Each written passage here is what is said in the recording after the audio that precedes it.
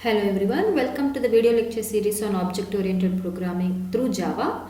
We are learning the concept of inheritance, where as part of inheritance we learned about introduction to inheritance, what are all the different types of inheritance we have, and we learned about super keyword, and in the last class we learned about what is method overriding. So while learning method overriding, I told you like method overriding is used to achieve the runtime polymorphism. So runtime polymorphism is nothing but we will be calling the method at the time of running your program, and that problem will be resolved at the time of runtime. So that's why it is called as a runtime polymorphism, and it can be achieved through this dynamic method dispatch. So in today's class, let us see in detail about this dynamic method dispatch. But before going to learn about dynamic method dispatch, you need to understand the difference between the method overloading and method overriding. So where in the last class I have given you the differences between the method overloading and method overriding.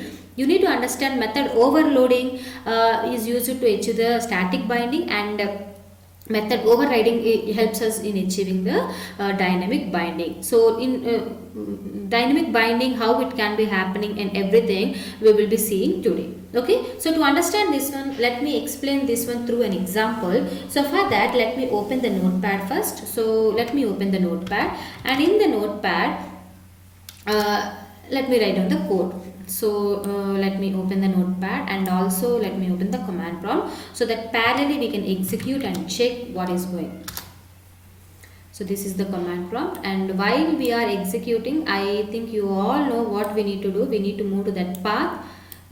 Okay, so let us see that first. Okay, I have set the screen so that you can see both the screens. Now here what I want to do is, let me create one class called class A. Okay, I will make it very simple. Let us not write a complex program. I want you people to understand what actually this dynamic method dispatch is. Okay, so here I will be writing, we are talking about dynamic method dispatch, and which is nothing but where we need to have a method overriding concept also, but which method to be called, that will be resolved at runtime, right? So to understand this one, let us write one method called let us call show method. Okay, let us keep it as very simple, show method. So here I will be adding a statement called one output statement, and here I am writing. Okay, so that's all. This is our code. Hello everyone, this is A. That's it, I am writing this one. Okay, and then I will be closing this method, and I am creating one more class called class B. Now this class B wants to use the properties of class A. That means we need to extends A. Okay, that means class B will be getting the properties of A, and also let us consider it wants to override the show method that is there in A. So it don't want to have this statement. This method wants to write its own statement. So it has to override this one. That means we need to write down the code again. And what is the modification I am doing here is this. Okay, this is A and this is B. Okay, so that is what I am writing. Now once this is done, we need to close our program, and we need to open our main method. So to make it very little bit more clear, let me add one more class, or else later on we'll see. So I'll be writing class dynamic method dispatch. Let us consider DMD. Just for our understanding, I have written like that. Here I'll be writing my main method. Okay.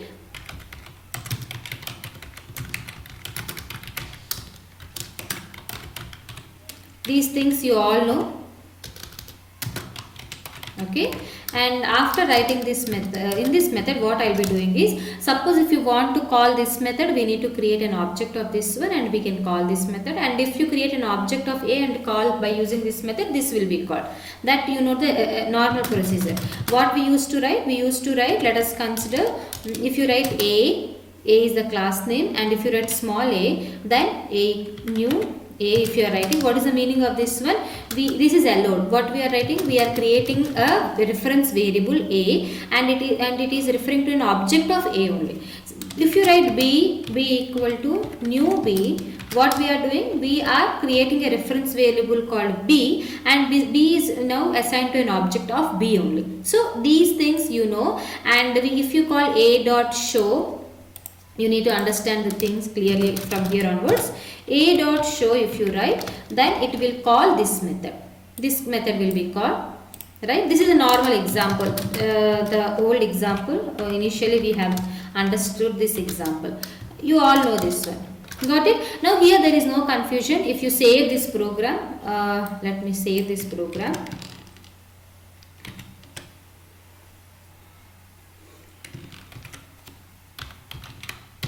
Okay. Now if we need to run this program,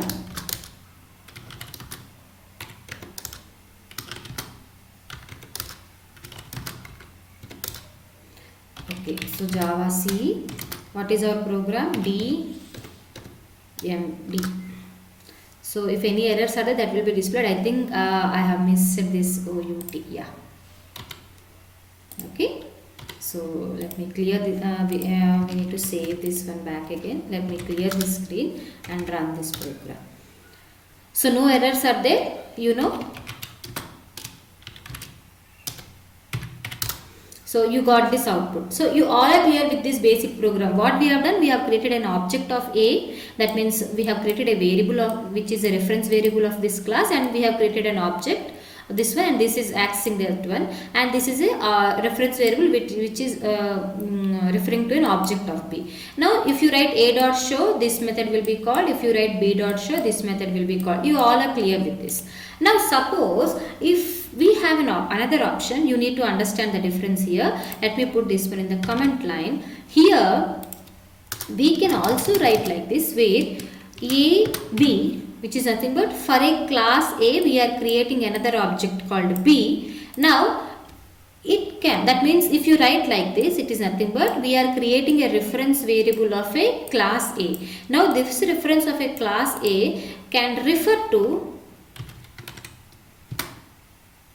subclass object like this. Understand the difference between this line and this line. Whatever we have done here, what we are doing here, you need to understand. I'll write in comment line, superclass reference variable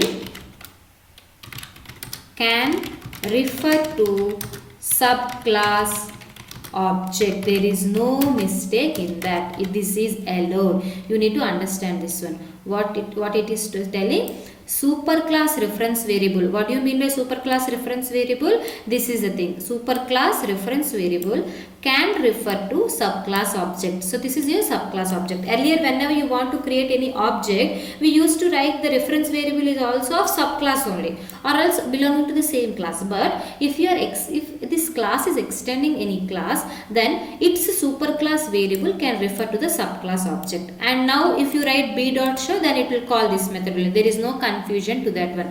Let us run this program and see how it will be working.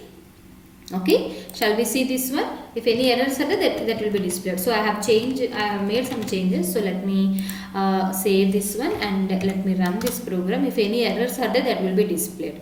No errors are there. So if you check the output, you are getting the same output. Observe here. Here you got hello everyone, this is A, and here also you got hello everyone, this is A, and hello everyone, this is B. That means A dot show is calling. There is no confusion with A dot show. This statement you don't have any problem. But this statement, see, this one and this one we have changed. What we have done here is superclass reference variable can refer to the subclass object. That is what we have done. That means same superclass reference variable can be used to refer to your subclass object. To understand, to make you people a little bit more understanding this one, what I can do is I can use same. After this, I'll write. Okay, and same A I can use to refer to the subclass object. Are you understanding what I am doing here? So I will be writing again. Okay, or else if this is little bit complicated for you, let me not write like this. What I will do is let me put this one as B only.